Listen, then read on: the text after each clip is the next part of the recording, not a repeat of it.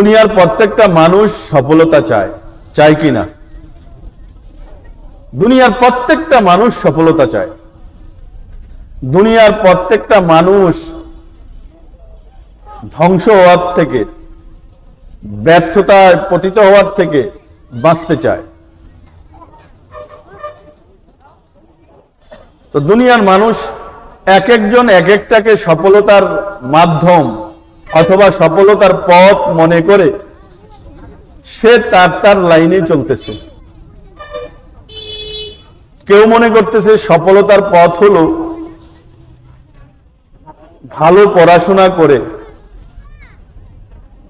সরকারি একটা চাকরি পাওয়া অথবা ভালো একটা চাকরি পাওয়া, এটাকেই সে সফলতার পথ মনে করতেছে এবং এই লাইনে এসে তার সব কিছু ব্যয় করতেছে। কেউ মনে করতেছে যে সফলতার পথ হলো ব্যবসা, বড় একটা ব্যবসা প্রতিষ্ঠান তৈরি করা এবং এই ব্যবসা প্রতিষ্ঠানকে পরিশ্রম করে মেহনত করে এমন একটা পর্যায়ে নিয়ে যাওয়া যে পর্যায়ে গেলে পরে এই প্রতিষ্ঠান থেকে, এই ব্যবসা থেকে মাসিক একটা ইনকাম বের হবে, যার যেই মানে টার্গেট, লক্ষ টাকার টার্গেট কারো, 50,000 টাকার টার্গেট কারো, 20,000 টাকার টার্গেট কারো, কারো তার চেয়েও বেশি টার্গেট থাকে। আর ওই পর্যায়ে গেলে সে মনে করে এটাই সফলতা,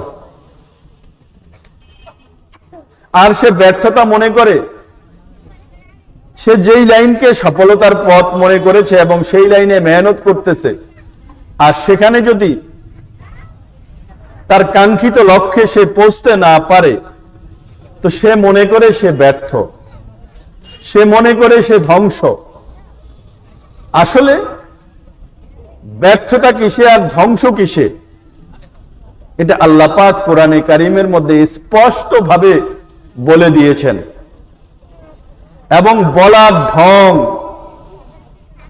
বলার তরিকা, বলার নিয়ম অত্যন্ত চমৎকার এবং ভিন্নভাবে। আমি যে সূরাটা পড়েছি ওই সূরার শুরু থেকে একেবারে একটা নির্দিষ্ট জায়গা পর্যন্ত আল্লাহ পাক এই সফলতা আর ব্যর্থতা কিসে সেটা বলার আগে আল্লাহ পাক 7টা জিনিসের, 7টা বিষয়ের কসম খেয়েছেন। ওয়াশ-শামসি ওয়া দুহাহা ওয়াল কমারি ইযা তালাহা ওয়ান নাহারি ইযা জাল্লাহা ওয়াল লাইলি ইযা ইয়াগশাহা ওয়াস সামাই ওয়া মা বানাহা ওয়াল আরদি ওয়া মা তুহাহা ওয়া নাফসিন ওয়া মা সাওয়াহা ফাআলহামাহা ফুজুরাহা ওয়া তাকওয়াহা। এই পর্যন্ত আল্লাহ পাক 7টা বিষয়ে কসম খেয়েছেন, শপথ করেছেন। সূর্যের কসম, চাঁদের কসম, সূর্যের শপথ, চাঁদের শপথ, দিনের শপথ, রাতের শপথ, আকাশের শপথ, জমিনের শপথ, মানুষের শপথ। এই কয়টা জিনিসের শপথ করেছেন, কয়টা জিনিসের কসম করেছেন? 7টা। চন্দ্র, সূর্য, দিন, রাত, আসমান, জমিন, মানুষ। এই 7টা বিষয়ের কসম করে আল্লাহ পাক 2টা বিশাল বিষয় বর্ণনা করেছেন। একটা বিষয় হলো সফলতা কিসে আর ব্যর্থতা কিসে। সফলতা কিসে, ব্যর্থতা কিসে। এই 7টা বিষয়ের কসম করে আল্লাহ পাক বলেছেন কদ আফলাহা মান যাক্কাহা, কদ আফলাহা মান যাক্কাহা। নিঃসন্দেহে নিশ্চিতভাবে সফলতা অর্জন করেছে ওই ব্যক্তি যে ব্যক্তি আত্মশুদ্ধি করেছে, যে ব্যক্তি নিজেকে গুনাহ থেকে মুক্ত করেছে। সকল প্রকারের গুনাহ, মনের গুনাহ, চোখের গুনাহ, কানের গুনাহ, অঙ্গ প্রত্যঙ্গের গুনাহ, শরীরের গুনাহ, পেটের গুনাহ, পিঠের গুনাহ, পায়ের গুনাহ, হাতের গুনাহ, সকল প্রকারের পাপ থেকে যে নিজেকে কি করেছে? সংশোধন করেছে, যে নিজেকে পবিত্র করেছে, এই ব্যক্তি হলো সফল। আল্লাহ পাক বলেছেন কদ আফলাহা মান যাক্কাহা, যে ব্যক্তি নিজেকে পরিষ্কার করেছে, পবিত্র করেছে, শুদ্ধ করেছে, কি থেকে? গুনাহ থেকে, পাপ থেকে, যে নিজেকে পবিত্র করেছে। আল্লাহ পাক বলেন ওই ব্যক্তি সফল হয়ে গেছে। যে 10 তলা বাড়ি করেছে, যে ইঞ্জিনিয়ার হয়েছে, যে ডাক্তার হয়েছে, যে আমেরিকায় গিয়ে সেটেল হয়েছে, যে ইউরোপে গিয়ে সেটেল হয়েছে, যে গার্মেন্টস করেছে, যে গার্মেন্টস ফ্যাক্টরির মালিক হয়েছে, যে বিভিন্ন যেই লাইনে চেষ্টা করে উদ্যোক্তা হয়েছে, ক্ষমতা অর্জন করেছে, রাষ্ট্রপ্রধান হয়েছে, মন্ত্রী হয়েছে, এমপি হয়েছে, সমাজপতি হয়েছে, লক্ষ কোটি টাকা ব্যাংক ব্যালেন্স করেছে, অনেক ইজ্জত সম্মানের মালিক দুনিয়াতে হয়েছে, কোনটা কি আল্লাহ পাক, কোনটা অর্জন করাকে আল্লাহ পাক সফলতা পাওয়ার মাধ্যম বা সফল, কোনটা অর্জনকারীকে আল্লাহ পাক সফল বলেননি। আল্লাহ পাক সফল বলেছেন ওই ব্যক্তিকে, এবং সফল বলার আগে 7টা জিনিসের কসম করে বলেছেন। যে সূর্যের কসম, চাঁদের কসম, দিনের কসম, রাতের কসম, আকাশের কসম, পৃথিবীর জমিনের কসম, মানুষের কসম। সফল হইল ওই ব্যক্তি যে ব্যক্তি নিজেকে গুনাহ থেকে পবিত্র করেছে, যার অন্তর গুনাহ থেকে পবিত্র, যার চোখ গুনাহ থেকে পবিত্র, যার কান গুনাহ থেকে পবিত্র, যার জবান গুনাহ থেকে পবিত্র, যার মন মস্তিষ্ক গুনাহ থেকে পবিত্র, যার হাত গুনাহ থেকে পবিত্র, যার পা গুনাহ থেকে পবিত্র, যার পেট গুনাহ থেকে পবিত্র, যার প্রত্যেকটা অঙ্গ প্রত্যঙ্গ গুনাহ থেকে পবিত্র, ওই ব্যক্তি হলো সফল।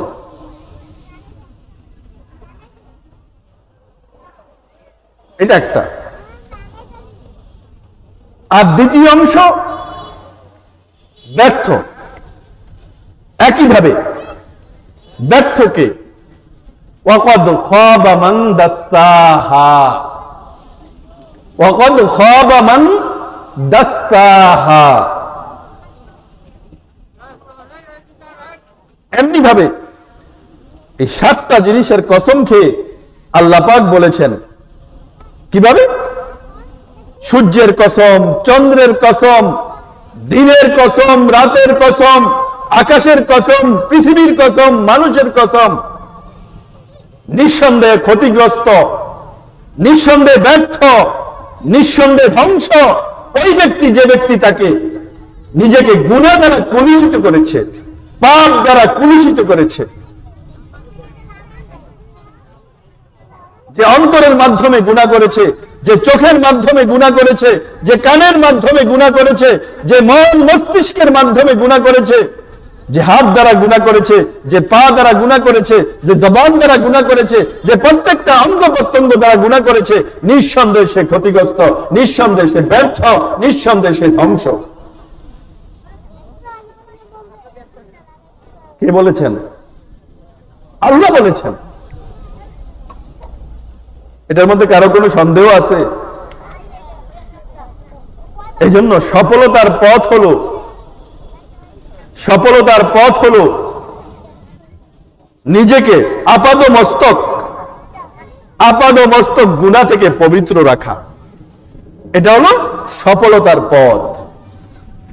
সাবধান, কোনো অবস্থাতেই গুনাহ করা যাবে না, কোনো অবস্থাতেই না, কোনো অবস্থাতেই আল্লাহ পাকের নাফরমানি করা যাবে না। এটা হলো সফলতার পথ। নিজেকে পবিত্র রাখা, এটা হলো সফলতার পথ। যে ব্যক্তি নিজেকে পবিত্র রাখলো গুনাহ থেকে, পাপ থেকে, সে ব্যক্তি সফল। আর গুনাহ করা, এটা হলো ব্যর্থতার পথ। যে ব্যক্তি নিজেকে আপাদমস্তক গুনাহ দ্বারা কলুষিত করলো, গুনাহ দ্বারা কালিমা যুক্ত করলো, এই ব্যক্তি ব্যর্থ, এই ব্যক্তি ধ্বংস।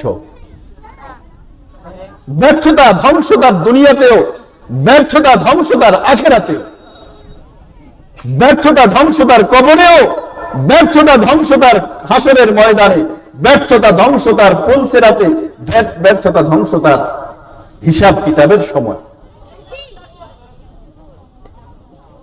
দুনিয়াতেও ব্যর্থতা আসবে, দুনিয়াতেও ধ্বংস আসবে, অনিবার্য। কোনো না কোনো ভাবে তার গুনার আযাব, গুনার শাস্তি তার জীবনে নেমে আসবে।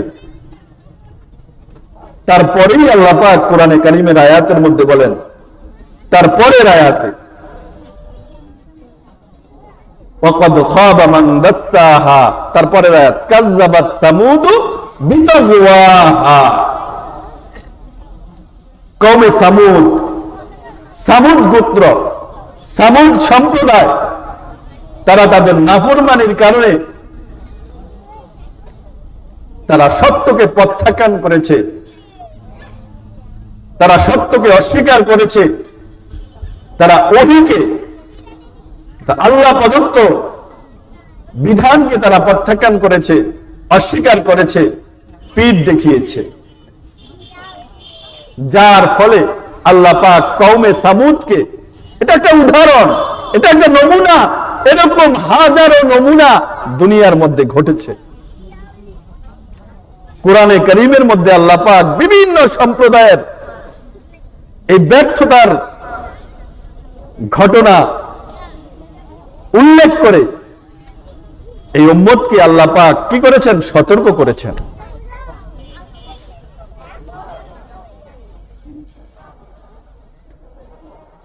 তো কওমে সামুদ এর হেদায়েতের জন্য আল্লাহ পাক হযরত সালেহ আলাইহিস সালামকে পাঠিয়েছেন। হযরত সালেহ আলাইহিস সালাম কওমে সামুদকে শিরক, কুফর, সর্বপ্রকারের নাফরমানি বর্জন করার জন্য আহ্বান করেছেন এবং তাওহীদে একত্ববাদে বিশ্বাসী হওয়ার এবং আল্লাহ পাকের আনুগত্য করার জন্য আহ্বান করেছেন। সামুদ জাতি, তারা হযরত সালেহ আলাইহিস সালামের কথা মানে নাই, বরঞ্চ বিভিন্ন ভাবে হযরত সালেহ আলাইহিস সালামকে তারা কষ্ট দিয়েছে এবং তারা বলেছে যে, সালেহ আলাইহিস সালামকে লক্ষ্য করে বলেছে যে আপনি নবী না হয়ে নবুয়তের দাবি করেছেন। এমনকি হযরত সালেহ আলাইহিস সালামকে ওই কওমে সামুদ তার জাতি হত্যা করার জন্য ষড়যন্ত্রে লিপ্ত হয়েছে এবং তারা বলেছে যে আপনি যদি এই পাথর থেকে উট বের করে দেখাইতে পারেন, উটনি বের করে দেখাইতে পারেন, তো আমরা মনে করব যে আপনি সত্য নবী, আমরা আপনাকে বিশ্বাস করব। সালেহ আলাইহিস সালাম আল্লাহ পাকের কাছে দোয়া করেছেন, আল্লাহ পাক দোয়া কবুল করেছেন। ওই পাথর থেকে আল্লাহ পাক উটনি বের করে দেখাই দিয়েছেন। ওই উট বের হয়ে গেছে পাথর থেকে আল্লাহ তাআলার হুকুমে, হযরত সালেহ আলাইহিস সালামের মুজিজা। কিন্তু উট বাইর হওয়ার পরেও তারা সালেহ আলাইহিস সালামের উপর ঈমান আনতে, তাওহীদে বিশ্বাসী হতে, নাফরমানিকে বর্জন করতে তারা প্রস্তুত হলো না। এক পর্যায়ে হযরত সালেহ আলাইহিস সালাম তাদেরকে সতর্ক করেছেন যে তোমরা এই উটনির ব্যাপারে, এই উটের ব্যাপারে অত্যন্ত সতর্ক থাকো, তাকে স্পর্শ করবে না। সে যেই সময়, যেই দিনে পানি পান করবে কূপ থেকে, তার উপর কোনো ধরনের জুলুম অত্যাচার করবে না। কিন্তু এই হতভাগা জাতি ওই উটটাকে হত্যা করে ফেলেছে। আল্লাহ পাকের আযাব, আল্লাহ পাকের গজব তাদের উপর আরোপিত হয়েছে। তারা অল্প সময়ের মধ্যে ধ্বংস হয়ে গেছে। যখন তারা উটকে হত্যা করেছে, আল্লাহ পাক তাদেরকে একটা সুযোগ দিয়েছেন হযরত সালেহ আলাইহিস সালামের মাধ্যমে, যে তোমরা 3 দিন তোমাদেরকে সুযোগ দেওয়া হলো, এই 3 দিনের ভিতরে যদি তোমরা তওবা করো, আল্লাহ পাকের কাছে ক্ষমা চাও, তো তোমরা আযাব থেকে, গজব থেকে বেঁচে যাবে। আর এই 3 দিনে আল্লাহ পাকের শাস্তি যে তোমাদের উপর আসবে তার নমুনা হলো, প্রথম দিন তোমাদের চেহারা হলুদ বর্ণ হবে, দ্বিতীয় দিন লাল হবে, তৃতীয় দিন তোমাদের চেহারা কালো হয়ে যাবে। কিন্তু তারা এই সমস্ত নিদর্শনগুলো দেখেও হযরত সালেহ আলাইহিস সালামের কথাকে বিশ্বাস করে না। তারা এই গুনাহ থেকে তারা নিজেদেরকে মুক্ত করে নাই, তারা তওবা করে নাই। আল্লাহ পাক তাদেরকে ঝড় তুফান, ভূমিকম্প, বজ্রপাত দিয়ে সবাইকে ধ্বংস করে দিয়েছেন।